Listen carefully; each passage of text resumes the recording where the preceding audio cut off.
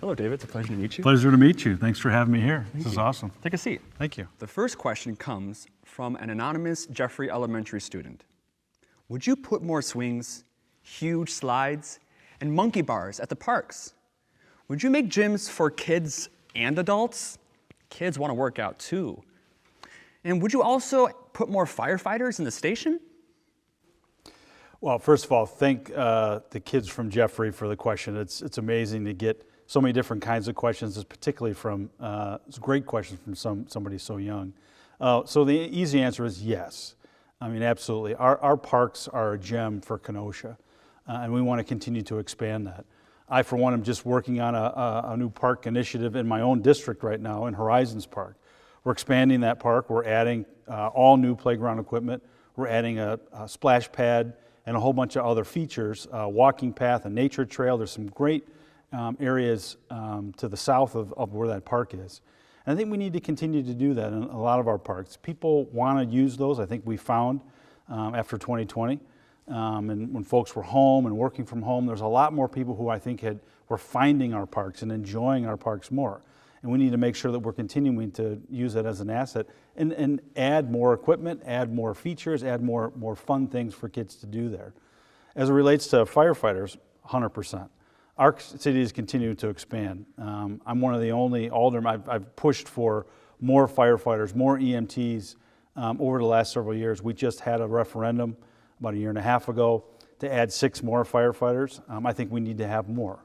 I think if you look at the growth of the city and the areas, particularly to the west side of the city, we need to have that. With the closing of the hospital downtown, it's putting a huge stress on all of our firefighters and EMTs. So we need to figure out a solution to that. Adding more staff and adding a new rig, bringing a new ambulance online is something that we want to do in the first year that we're elected. This is an anonymous KUSD high school student. What are your thoughts on the uptown area? And do you have any plans to do anything to that area?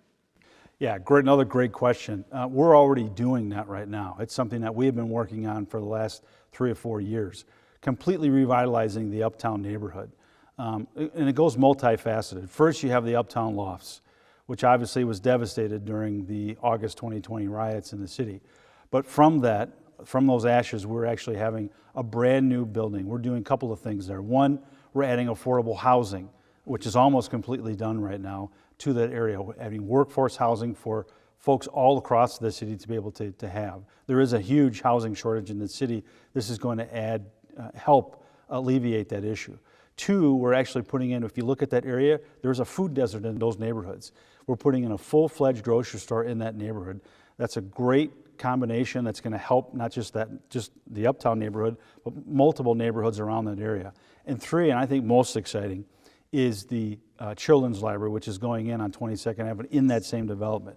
When you look at what we want to do long term, how do we help our young people? How do we get them excited? How do we continue to have great questions like we got from Jeffrey? We got to make sure that they know how to read. And so by putting in this Children's Library in that neighborhood, again, not just for the benefit of Uptown, but for a lot of the neighborhoods around that area are going to benefit from learning how to read and liking and loving reading. And that's how you actually transform neighborhoods. That's just one of many things. We're also in the process of buying up some abandoned or dilapidated properties in a neighborhood, tearing those down, because unfortunately that's where crime and things will happen. We're going to continue to tear those down. We're expanding some of the roadways to reach out into 60th Street, so you open up the areas on the east side of 22nd Avenue, because that's where some of the hot spots are when you look at from crime statistics. Open those areas up, make it more accessible, more housing, grocery store, children's library. A lot of great things are happening in the Uptown neighborhood, and it's all things that we have been working on the last several years on council with this administration. Do you support the Menominee and Seminole Indian tribes' plan to develop a gambling casino in Kenosha? Do you think a casino would be a good idea for our community? Yeah, I think right now, we deferred action on this several weeks ago on council, and I think that was the right action to take at that time. Number one, I think we need to make sure that people have an opportunity to see what this proposal is, to give their thoughts and input. I've been crisscrossing the city for the last several months, talking to folks in various forums at their doors, various events. So I think it's important that we make sure to give people the opportunity to make their voice heard, Do you think this is a good idea? Do you think it's a bad idea? What things should we include in the intergovernmental agreement as it comes forward back in January? So I think I've been hearing things on both sides. And I think it's going to be important for us as elected officials to make sure that we're taking the time and slowing it down, make sure we ask the right questions, make sure we get everybody's questions answered. You're never going to make everybody happy, but I think at the end of the day, if we can make sure that we have put our best foot forward, we'll be in a good position. There are a lot of benefits when you look at financially, and we'll talk about some of the things later on, I'm sure, but some of the financial benefits coming to the city, I think, are tremendous. And how, because of some of the funding sources, and when we look at shared revenue and things that come from the state, and the lack of funding coming to the state through shared revenue, in order for us to do some of the things, like we talked about in the first question from Jeffrey, adding more playground equipment, expanding our firefighters, we need to have other revenue sources to be able to do that. This would allow us that mechanism to be able to do that. So there are some trade-offs to that. The county is working on some things. There are definitely some things that they'll need to have if they decide to go forward. So I think that there's a cost-benefit analysis. I think it needs to take place over the course of the next several weeks. What would you do to prepare and incentivize Kenosha residents to create small businesses? How do you plan to prepare the workforce in terms of training so that they would want to stay? What types of jobs creation would you promote and invest in? Well, I'll take the second part of it first because I think it sort of dovetails in the first half of the question. Right now, we're actually just last night on City Council, we approved the bid for the Innovation Center at the Kenosha Innovation Neighborhood. An exciting opportunity, particularly for our young people, to have somebody who has a really neat idea, somebody who wants to start up a new business but doesn't maybe have the financial wherewithal, maybe doesn't know the ins and outs. How do I get a patent on something? Things like that, where we actually can help get them started and get that going. So I think that's the first piece. We're already doing that and setting the stage for how we're going to do that at the KIN. The second piece is the first part of the question is how do we incentivize? I think part of the responsibility as mayor is making sure that when we put forth our processes and procedures and how we have somebody run through the process, we need to make it as seamless and as easy as possible. We need to be a partner with that small business owner. We need to be a partner with that entrepreneur to say, hey, I know this is a daunting task, but I know government sometimes may look a little scary, but we're here to help you. We're not here to make things harder on you. We're not here to put obstacles in your way. We're here to make things as easy and streamlined as possible. With my background in the private sector and in doing process improvement, I believe that we can get together a cross-section of Kenosha from small business owners, developers, real estate professionals, and young entrepreneurs to say, how do we make this easier for you? And I think over the first year, we can actually put together a plan that makes it easy for people to do business so that when I'm done being mayor, people say, boy, you know what? It was easy to do business in Kenosha, and that's what we're about, and that's what we're going to do. How will you utilize smart city technology and innovation to improve city services, enhance local news media communication, as well as make the city more efficient? Overall, what would a healthy Kenosha look like? Another great question. And again, that sort of goes with the last question is, being a smart city, again, this is a huge investment, private investment in our city that is actually going to help us attract and retain some of the companies and investments that we have that are going on right now.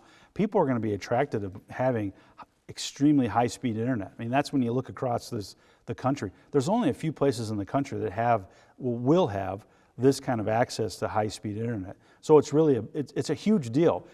Quite frankly, we don't talk about it enough in terms of how this has the opportunity for somebody who's looking, where do I want to start a business? Well, first of all, they want to be somewhere where it's easy to do business with, goes with our last question. But secondly, how am I going to get my message, my product, my things out to my customers? And when you have something like being a smart city, and when we're exchanging that with KUSD, with our other partners in government here locally, other businesses have the opportunity to engage with that. I think, again, the possibilities are endless on how we're going to actually do that. So I think a smart city really makes us stand out. When you're somewhere across this country, you're looking, where do I want to be? We have access to fresh water. We have the best water in the entire country. We have access to smart city technology, and we're easy to do business with. That's what I see as the signs of a healthy city. That's how you continue to grow and attract and retain folks and businesses in our community. How would you rebuild security forces and communities so that they can trust each other and work together? Yeah, great question. I think we're already on track of that. And when I look, again, after the events of 2020, I think we've come a long way. I think when you look at what happened during that time and where we are today, I don't think any city around the country, anywhere around the globe, could handle the things that we've been able to handle and actually continue to, some of the things we just talked about, the kin, the uptown. Downtown is something that's getting ready to be kicked off here in the next month, again for new development. None of that has scared off any of these larger developers and things. Why?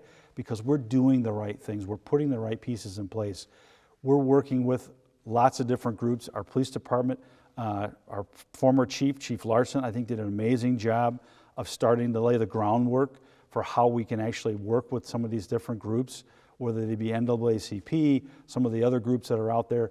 We're making sure that they know and feel comfortable with what we're doing. Chief Patton is our new police chief. He's been there just about a year now in place. I think he's doing a tremendous job. If you look at some of the things that he's done in terms of informing the public, making videos, making body cam videos, all of the videos available in situations that might be uncomfortable, but also taking the time to meet with those folks before those things, making sure they know, listen, this is a two-way street. We're not here to tell you, we're here to work with you. We also have a lot of some of the things with the mayor's roadmap that started back in August of 2020 as well, that we're going to continue. I plan to continue the work on that roadmap and make sure that we're doing the right things for diversity, equity, and inclusion. I think that's vitally important. But we also need to make sure that we're putting our best foot forward in all these different programs that we have. And the police department is just one. I think that's taking the right steps and doing the right things to make our city safe, but also make sure that everybody feels like they're being heard. And I think they're well on their way to doing that, and they're doing a great job of it. Do you have any plans for affordable housing in the future? Yeah, so we talked about it earlier. One, we already have it and are already ready to go, which is in the Uptown Lofts. I had a chance to tour those beautiful apartments, again, in one of our older neighborhoods. But we can't stop there. One of the things that we see right now in the economy, with interest rates being high, construction costs are high, they're not building a lot of single-family homes. So what we've done is we're getting ready to start it. We're putting together a program, a partnership with Uline. Liz Uline has actually donated $3 million to the city of Kenosha. We're going to match that $3 million. And we're going to start building single-family homes again in older neighborhoods. One of the hallmarks of our campaign has been revitalization of our older neighborhoods. We need to make sure that we're putting our best foot forward again, and that we're doing the right things, and that we're investing in those neighborhoods. That's the heart and soul of our city, is our older neighborhoods. So we're actually working on a plan to actually start to build single-family homes again and making them so that they're affordable. What we will be able to do is donate the parcel. The city has lots of parcels across many different neighborhoods in the city that we've acquired over the years. We will donate that land to a developer. That developer will build a house, single-family house there. We will deed restrict that parcel so that it can only be owner-occupied. And then we will actually then subsidize a portion of that construction. So we bring down the cost of the house. So a house that right now may be $300,000 or $250,000, maybe it's $250,000 or $200,000. You've now made that house much more affordable for a young home buyer, first-time home buyer, somebody who's moving, maybe downsizing, wants to go into some different areas. That's how you actually revitalize neighborhoods. You build single-family homes, you push for owner-occupied, and you make sure that you are giving people the opportunity to have affordable housing. So we're well on our way to that. It's something that I have been working very closely with Mayor Antaramian on. We're still putting the finishing touches on that program, and I'm confident that I will be able to do that and bring that forward in the first year of our administration. How do you guarantee that the little progress made in racial relations, inclusion, and reduction of social gaps does not slide back in dangerous reversals as the DEI controversy is amplified? Well, I guess the first thing I would say is I don't know that we have made a little progress. I think there's been great progress. And I think when you look at, as we talked about earlier, some of the things that the police department has done, the transparency that they've had, we've instituted body cams and all of our officers. We're meeting and continuing the plan, as I said, with the mayor's roadmap to put together. We've got a lot of different committees working on a lot of various things. I think again, this police chief, Chief Patton, has done an amazing job. I think he's been more than transparent. I think he meets with a lot of the folks. But we have to also do that as well. As an administration, as a council, we need to make sure that we're committed to it. First of all, acknowledging that there's a problem, I think is first and foremost. Obviously there is, but we also have to be cognizant of the solution. And sometimes those solutions might be uncomfortable for folks on both sides. And I think as long as we're willing to have that open-mindedness, we're willing to have that discussion, I think there's nothing that we can't solve. I think if anybody looks, again, over the course of the last several years since 2020, we've come a long way. And I think that is due in large part to the progress and the collaboration that we've had together as community groups, as law enforcement, and as a city and city government. I think we've done some great things, and we will continue to do that in my administration. There is, unfortunately, a common expression voiced by the youth: there's nothing to do here, which isn't true. How would you change that rhetoric within our overall community? What makes Kenosha special? I think a couple things make Kenosha special. I mean, I love this city. I wasn't born here. I chose to move here over 20 years ago with my wife to start our family because we looked at this community and said there were so many great things that were happening here. There's so much that they have, so much possibility. The people that are here are absolutely tremendous. I have made lifelong friends here. My kids, this is all they've known. They enjoy everything about Kenosha. They love it. They've grown up here. They go to school here. They go to church here. My son is getting ready to go to college here in this community. So I think our people are our number one asset. But also when you step back now as a mayor and you look at regionally, you look at our geographical location, I think is one of our highest assets. We're between Chicago and Milwaukee with I-94 corridor, with Lake Michigan. When I have folks come to visit for me from out of town or from other parts of the country, the first thing they want to see is the lake. They love it, and we're spoiled here. We don't take advantage of that. I think we need to continue to bring forth more activities down at the lakefront. I've been pushing for a long time, and we're getting ready to start it come next year at the Simmons Island Beach House, and making that so it's more activities for kids, where you can rent a kayak, you can rent a jet ski, things like that. You can do beach volleyball. A lot of those activities that come with being on the lakefront, we need to make sure that we're there. I think having the opportunity to have a 22-year-old and an 18-year-old, they remind me every day, Dad, don't forget. And I don't think we do, but I think we also have to make sure that we're continuing to invest and have things for those kids, young people to do. We have to expand our entertainment district, which is the downtown area. I think there's a lot of possibilities we can do there. We're doing a lot of great things there now, but I think with the downtown plan that's coming in there, some of the new activities, I think they're going to spawn off of that. Having more green space, having more activities for our young people, not just in the summertime, but in the wintertime. Because in wintertime in Wisconsin, you need more activities to do. Summertime is easy, but we need more things to do in the winter. I think we're going to do that, and I think with the investments that we're making in our city, we'll be able to do that and keep Kenosha the great place that it is for all people. In short, please state your top 3 priorities. What impact do you think you can make within the community in Kenosha? What strikes you as the big issue that you want to take up when you become mayor? So I think this is the top 3 things for me. Number 1 is public safety. All the things we've talked about, if we don't have public safety, nothing else is going to matter. People need to feel safe in their homes, they need to feel safe in their neighborhoods, but it goes beyond police. I know everybody says public safety and they think it's just police, but it's our fire too, as we talked about earlier. We need to be cognizant of the fact that our city is expanding, our city is growing. We've lost the emergency room in downtown at Kenosha Hospital. That is putting a tremendous strain on our firefighters. So we need to make sure that we're adding services from a fire protection and EMS service as well. So public safety is our number 1 priority. Number 2 really is, again, we spent a lot of time talking about older neighborhoods. Again, that's the heartbeat of our community. We need to make sure that we're investing in those areas. I'm also chairman of the Water Commission. One of the big initiatives that we brought forward, we were the first in the state, was to have the removal of lead pipes. We need to continue that and actually accelerate that. We're working right now on a program to potentially accelerate that even more, to get the lead out, which is our tagline, even faster than what we're projecting right now, because it's the right thing to do for our constituents and for the city of Kenosha. Third is we need to make sure that we're investing in our people. We need to make sure, we talked earlier about making things more efficient and easier. And that's not just for citizens, that's for our employees. Our employees are our number one asset at City Hall. I will only be successful as our employees allow us. We need to make sure that we're taking care of them. We need to make sure that we're listening to them. Again, as someone who actually works in the private sector now, running a major business at a major Fortune 100 company, we need to make sure that we're investing in our people. And that means listening to them. They've got a lot of great ideas. We need to sit down with all of them, make sure that we're actually putting those new processes in place and say, how do I make your job easier? I think if I can make their job easier, again, I can't maybe not compete from a pay standpoint with the private sector, but if I'm listening to you, I'm making your job easier, think how much more satisfying your job is. And that makes it easier for our citizens to do business here in Kenosha. So it's really a win-win all the way around.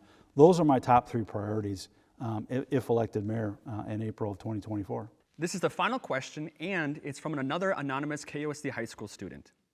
What makes you suitable for the mayor position in the city? What makes you good as a leader? I think that is my strongest attribute here in this election. I have been working at a Fortune 100 company for over 25 years, managing people, managing businesses, managing large budgets, working with folks around the globe on a day-to-day basis. I think that type of experience is invaluable for the next mayor. But I also think it's important as somebody who's actually been in city government and recently, where you know the players, you know what the issues are, you've been working on those issues, and somebody who has a proven track record of actually getting things done for their constituents, making things easier for them, making things easier for our employees. I think that's what we've been all about over the course of the last several years.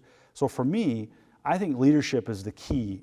Leadership and experience are the key issues in this election. We need to make sure that the next mayor is somebody who's thoughtful, who understands. Sandra Day O'Connor, who just passed away, and they're having her funeral actually today. And I saw a quote actually this morning from her son when he was asked, what do you want the legacy to be for your mother as she was a Supreme Court Justice? And he says, pretty simple. She got things done, country over party, and just getting things fixed in relentless pursuit of doing the right thing. That's what I've done the last 15 years on City Council. That's what I've done for 25 years working at my company.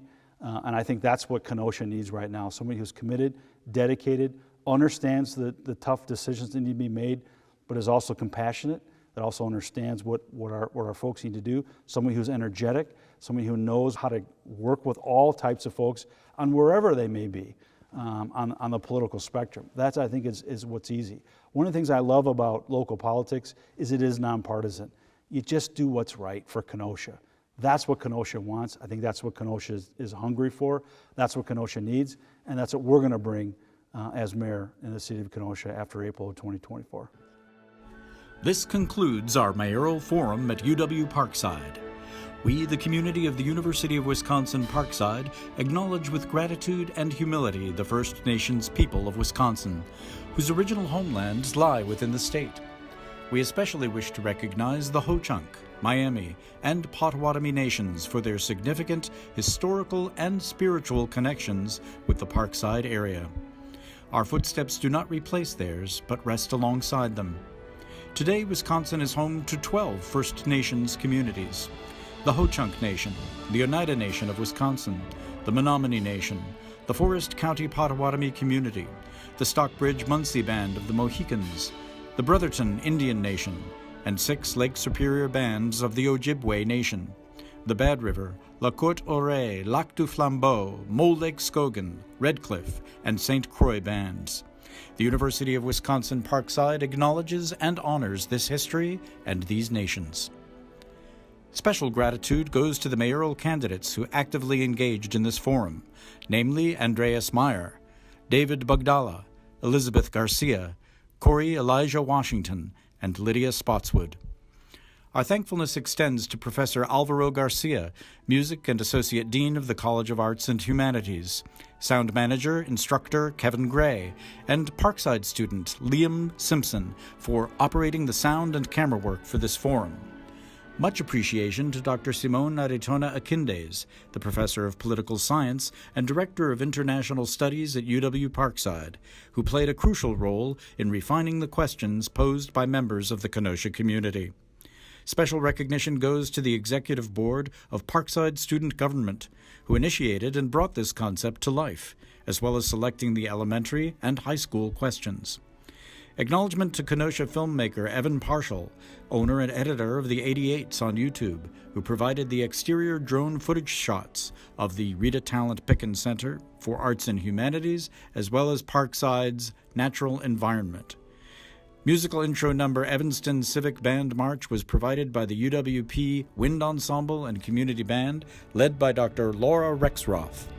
The musical outro number, Theme for Ariana, Second Movement, was composed by Parkside student Joey Bellotti and led by Professor Alvaro Garcia. Also, thank you to the staff at the University of Wisconsin-Parkside who allowed this important forum to take place. Last, but certainly not least, thanks to all the others involved and the Kenosha citizens who submitted these insightful questions. Your invaluable contributions were indispensable to the success of this endeavor. Thank you.